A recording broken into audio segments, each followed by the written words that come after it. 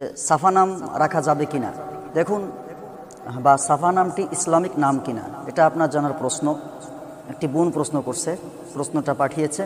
যাই হোক, এই সাফা নামটি এটা মূলত ফার্সি ভাষা, আর এটা আরবি ভাষা থেকে উদ্বুদ্ধ হয়েছে, আরবি, যার কারণে এটা রাখা যায়। তবে এই নামটি রাখার যেভাবে রাখবেন সবচেয়ে ভালো হয়, যেমন উম্মে সাফা অথবা সাফা রহমান অথবা সাফা মুনতাহা, এভাবে করে রাখতে পারেন, ঠিক আছে, আরবি নামের সাথে মানে অ্যাডজাস্ট করে। আর এর অর্থ আসে যে সর্বোচ্চ পবিত্রতা, মানে সাফার অর্থ আসে সর্বোচ্চ পবিত্রতা, এর অর্থ আসে, বা পবিত্রতা এটাকে অর্থ করা হয়।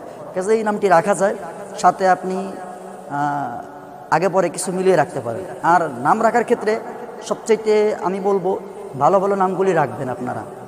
প্রশ্ন করে যে নামগুলি প্রসিদ্ধ নয়, ইসলামিক নাম নয়, এমন নাম আপনারা রাখবেন না।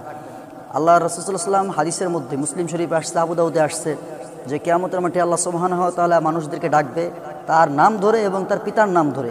নাম যদি সুন্দর হয় আল্লাহ তাদেরকে আসান করবে, যদি নাম সুন্দর না হয় এ কারণে তাদেরকে পস্কাতে হবে।